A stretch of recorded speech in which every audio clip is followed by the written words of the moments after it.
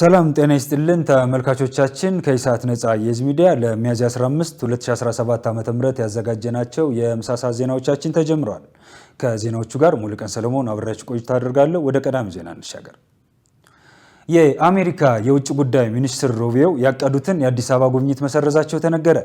የአሜሪካ የውጭ ጉዳይ ሚኒስትር ማርኮ ሩቢዮ በአዲስ አበባና በናይሮቢ ለማድረግ ያቀዱትን ጉብኝት መሰረዛቸው ተዘግቧል። ይህ የሆነው የኬንያው ፕሬዝዳንት ዊሊያም ሩቶ በትናንትናው ዕለት ለ5 ቀናት የሥራ ጉብኝት ወደ ቻይና ከቀኑ ከሰዓታት በኋላ ነው። እንደ አፍሪካ ኢንተለጀንስ ዘገባ ከሆነ ሩቢዮ በአፍሪካ በሚያደርጉት በዚህ የመጀመሪያ ጉብኝት የጸጥታና የንግድ ጉዳዮችን የሚሸፍን እንደነበር የተገለጸ ሲሆን አሁን ግን ላልተወሰነ ጊዜ አራዝሟል። ኢትዮጵያ በዶናልድ ትራምፕ አስተዳደር ከፍተኛ የንግድ ታሪፍ ከተጣለባቸው 185 ሀገራት መካከል አንዷ ነች። ከሚያዝያ 13 ቀን 2017 ዓ.ም ጀምሮ ከኢትዮጵያ ወደ አሜሪካ ለሚገቡ ሁሉም ምርቶች 10 በመቶ የመነሻ ታሪፍ መጣሏ ይታወቃል።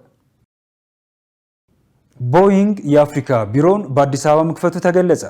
ቦይንግ የአፍሪካ ቢሮውን በአዲስ አበባ መክፈቱ ዓለም አቀፋዊ ራዕያችንን ለማሳካት ወሳኝ እርምጃ ነው ሲሉ የትራንስፖርትና ሎጂስቲክ ሚኒስትር ዶክተር አለሙ ስሜ ገልጸዋል። ሚኒስትሩ በቢሮ መክፈቻ ስነ ስርዓት ላይ ተገኝተው ባደረጉት ንግግር የቢሮ መከፈት በዓለም አቀፍ አቪዬሽን የኢትዮጵያን እድገት ማሳያ ከመሆን ባሻገር የተሳሰረችና የበለጸገች አፍሪካን እውን የማድረግ ዓለም አቀፋዊ ራዕይን ለማሳካት የሚያግዝ ነው ብለዋል። ኢትዮጵያ እያደገ የመጣውን የትራንስፖርትና ሎጂስቲክ አቅም መፍጠሯን የጠቆሙት ሚኒስትሩ በብሔራዊ ትራንስፖርት ካውንስል የሚመራ የዘርፉን መሰረተ ልማት ለማዘመን የትራንስፖርት ንግድ ወጪን ለመቀነስና አፍሪካን ለማስተሳሰር የሚያስችል የ10 ዓመታት ፍኖተ ካርታ አዘጋጅተን እየሰራን ነው ብለዋል። ቦይንግ ቢሮውን በአዲስ አበባ በከፈተበት ስነ ስርዓት ላይ የቦይንግ የመካከለኛው ምስራቅ ቱርክ አፍሪካና ማዕከላዊ ኤዥያ ፕሬዚደንት ሚስተር ኩልጂት ጋታ፣ የአሜሪካ አምባሳደር ኤርቪን ማሲንጋ፣ የኢትዮጵያ ሲቪል አቪዬሽን ባለስልጣን ዋና ዳይሬክተር አቶ ጌታቸው መንግስቴ፣ የኢትዮጵያ አየር መንገድ ዋና ስራ አስፈጻሚ አቶ መስፍን ጣሰውና ሌሎችም የኩባንያው አመራሮች መገኘታቸውን ከትራንስፖርትና ሎጂስቲክ ሚኒስቴር የተገኘ መረጃ ያመለክታል። የወንጀል ፍትህ አስተዳደርን ውጤታማነት ለማሳደግ ቅንጅታዊ አሰራርን ማጎልበት ይገባል ተባለ። የፍትህ ሚኒስቴርና የኢትዮጵያ ፌዴራል ፖሊስ በወንጀል ፍትህ አስተዳደር ያላቸውን ትብብር የበለጠ ለማጎልበት እንደሚሰሩ አስታውቋል። የፍትህ ሚኒስቴርና የኢትዮጵያ ፌዴራል ፖሊስ ኮሚሽን አመራሮች በትብብራቸው ዙሪያ ተወያይተዋል። በውይይቱ ባለፉት ዓመታት በጋራ በተከናወኑ የወንጀል ምርመራ፣ ክስና ክርክር ተግባራት አጥፊዎችን ተጠያቂ በማድረግ ረገድ አመርቂ ውጤቶች መገኘታቸው ተገልጿል። የጋራ የአሰራር ስርዓት መዘርጋት፣ የወንጀል መረጃ ስርዓት ማዘመንና የምርመራ ስራዎችን በዘመናዊ ቴክኖሎጂ ማስደገፍን ጨምሮ በተለያዩ ዘርፎች በጋራ ለመስራት ከስምምነት ላይ ተደርሷል።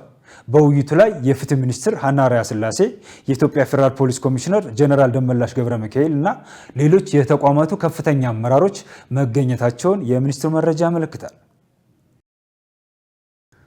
በበጀት ዓመቱ 9 ወራት ከ359 ሺህ በላይ ዜጎች የውጭ ሀገራት የሥራ ስምሪት ተጠቃሚ መሆናቸው ተገለጸ። በ2017 በጀት ዓመት 9 ወራት ከ359 ሺህ በላይ ዜጎች የውጭ ሀገር ሥራ ስምሪት ተጠቃሚ መሆናቸውን የሥራና ክህሎት ሚኒስትር ሙፈሪያት ካሚል ገልጸዋል። የውጭ ሀገራት ሥራ ስምሪት እቅድ አፈጻጸም ግምገማ የተካሄደ ሲሆን በግምገማው ላይ የጠቅላይ ሚኒስትር የማክሮ ኢኮኖሚ ዘርፍ አማካሪ አምባሳደር ግርማ ብሩና የተለያዩ ባለድርሻ አካላት ተገኝተዋል። ከሰለጠነ የሰው ኃይል አቅርቦት፣ ከስራ ገበያው ፍላጎትና ከአገልግሎት አሰጣጥ አኳያ የተከናወኑ ስራዎች ውይይት ተደርጎባቸዋል። የስራና ክህሎት ሚኒስትር ሙፈሪያት ካሚል በበጀት ዓመቱ 9 ወራት 359291 ዜጎችን በውጭ ሀገር ስራ ስምሪት ተጠቃሚ ማድረግ መቻሉን በማህበራዊ ትስስር ገጻቸው ባሰፈሩት መልእክት ገልጿል። ካለው የስራ ገበያ ፍላጎት አኳያ አቅርቦትና ጥራት ላይ ያሉ ችግሮችን በመፍታት ውጤቱን ለማላቅና የዜጎችን ተጠቃሚነት ለማሳደግ ርብርብ ማድረግ እንደሚገባ የጋራ መግባባት ላይ መደረሱን አመልክተዋል። በዘርፉ በመንግስትና በግል ተቋማት የሚሰጠው ስልጠና የስራ ገበያውን ፍላጎት የሚመልስና ፍላጎት አቅርቦትን ማጣጣም የሚያስችል መሆኑን የማረጋገጥ እንዲሁም ማነቆችን መፍታትና ምቹ ሁኔታዎችን መፍጠር የቀጣይ የትኩረት አቅጣጫ እንደሆነም ጠቁመዋል። በኮይሻ የውሃ ኃይል ኤሌክትሪክ ማመንጫ የተራቆቱ ቦታዎች ወደ ነበሩበት እንዲመለሱ እየተሰራ መሆኑ ተገለጸ። በኮይሻ የውሃ ኃይል ኤሌክትሪክ ማመንጫ ፕሮጀክት የግንባታ ስራ ወቅት የተራቆቱ ቦታዎችን ቀድሞ ወደ ነበሩበት ተፈጥሯዊ ይዞታ የመመለስ ስራ እየተከናወነ መሆኑ ተገልጿል። በፕሮጀክቱ የአካባቢውና ማህበራዊ ጉዳዮች እቅድ ስራ አስኪያጅ ግዛቸው ደሳለኝ እንደገለጹት ለፕሮጀክቱ የግንባታ ስራ ግብዓት የተቆፈሩና ተረፈ ምርቶች የተጠራቀሙባቸው የነበሩ ቦታዎችን ወደ ተፈጥሯዊ ይዘታቸው የመመለስ ስራ እየተከናወነ ነው። በዚህም ፕሮጀክቱ ራሱን የቻለ የስራ ቡድንና የችግኝ ጣቢያ አቋቁሞ ከግንባታ ስራው ጎን ለጎን የመልሶ ማልማት ስራ እያከናወነ ነው ማለታቸውን የኢትዮጵያ ኤሌክትሪክ አገልግሎት መረጃ አመላክቷል። የተለያዩ ማሽነሪዎችና ወርክሾፖች የተተከሉበትን ቦታ ጨምሮ በፕሮጀክቱ ምክንያት ጉዳት የደረሰባቸው ሌሎች ቀሪ ቦታዎችን ወደ ነበሩበት የመመለሱ ስራ እንደሚቀጥል አረጋግጠዋል። የመልሶ ማልማት ስራው የአካባቢውን ስነ ምህዳር ለመጠበቅ ብሎም በቀጣይ የሚኖረው ሰው ሰራሽ ኃይል በደለል እንዳይሞላ በማድረግ ግድቡ የሚጠበቅበትን አገልግሎት እንዲሰጥ ያስችላል ብለዋል። ክልል አቀፍ የቴክኖሎጂና የክህሎት ውድድር ከዛሬ ጀምሮ በሶዶና አርባ ምንጭ ከተሞች ይካሄዳል ተባለ። ክልል አቀፍ የቴክኖሎጂ የክህሎትና ተግባራዊ ጥናትና ምርምር ውድድር ከዛሬ ጀምሮ ለ4 ቀናት በሶዶና አርባ ምንጭ ከተሞች እንደሚካሄድ የደቡብ ኢትዮጵያ ክልል ቴክኒክና ሙያ ትምህርትና ስልጠና ቢሮ አስታወቀ።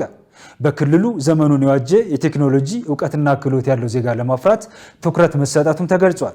የደቡብ ኢትዮጵያ ክልል ቴክኒክና ሙያ ትምህርትና ስልጠና ቢሮ ምክትል ኃላፊ አቶ በዛብህ ገበየው ክልል አቀፍ ውድድሩን በማስመልከት በሶዶ ከተማ መግለጫ ሰጥተዋል። አቶ በዛብህ በዚህ ወቅት እንደገለጹት በክልሉ ዘመኑን የዋጀ የቴክኖሎጂ እውቀትና ክህሎት ያለው ዜጋ ለማፍራት ትኩረት ተሰጥቶ እየተሰራ ነው። ለዚህም በተለይ በመካከለኛ ደረጃ ብቁ የሆኑ ዜጎችን ለማፍራት ትኩረት መሰጠቱን በማሳያነት ጠቅሰዋል። ተመልካቾቻችን ከኢሳት ነፃ የህዝብ ሚዲያ የሚተላለፉላችሁ የቀን ዜናዎቻችን እንደቀጠሉ ናቸው። ወደ ውጭ ዜናዎቻችን እንሻገር። በቡርኪና ፋሶ መሪ ኢብራሂም ትራውሬ ላይ ለ20ኛ ጊዜ የተደረገው የግድያ ሙከራ መክሸፉ ተገለጸ። የሀገሪቱ የደህንነት ሚኒስትር መሐመድ ሳን አስታውቀዋል። የሀገሪቱ የደህንነት አገልግሎት ተቋማት የሴራው አካል በሆኑ የቡርኪና ፋሶ ወታደሮችና የታጣቂ ቡድን መሪዎች መካከል የነበረውን ግንኙነት በመጥለፍ የሚገኝበትን ቦታና የወታደራዊ እንቅስቃሴዎችን ዝርዝር ሁኔታ እንዳገኙ ሚኒስትሩ ጨምረው ገልጿል። በቡርኪና ፋሶ ፕሬዚደንት ላይ የተሴረው መፈንቅለ መንግስት በመጀመሪያ ሚያዝያ 8 ቀን ለማካሄድ ታቅዶ እንደነበር ሚኒስትሩ ተናግረዋል። ከዚህ ጋር በተያያዘ የውጭ ዜጎችን ጨምሮ 9 ሰዎች በቁጥጥር ስር ውለዋል። ከዚህ ጀርባ የፈረንሳይ እጅ እንዳለበትም ተዘግቧል። ሁቲዎች የአሜሪካ አውሮፕላን አጓጓዦች መርከቦች ላይ ጥቃት መሰንዘራቸውን አስታወቁ። ሁቲዎች በሁለት የአሜሪካ ኢላማዎች ላይ ጥቃት መፈጸማቸውን የቡድኑ ወታደራዊ ቃል አቀባይ ያህያ ሳሬ ተናግረዋል። በአሽኬሎኑን እና ኡሙ አልራሽራሽ 2 ኢላማዎች ላይ ወታደራዊ እርምጃዎችን በድሮኖች ወስደናል ሲሉ ሳሬ ይፋ አድርገዋል። የአሜሪካን አውሮፕላን አጓጓዥ የሆኑት ትሩማን እና ቪንሰን እና እንዲሁም የባህር ኃይል መርከቦቻቸው ተመተዋል። ቀደም ሲል የአሜሪካ ጦር በየመን ታዋቂ የሆነውን የገበያ ቦታ ላይ በቦምብ በመምታት ቢያንስ 12 ሰዎች መሞታቸው ይታወሳል።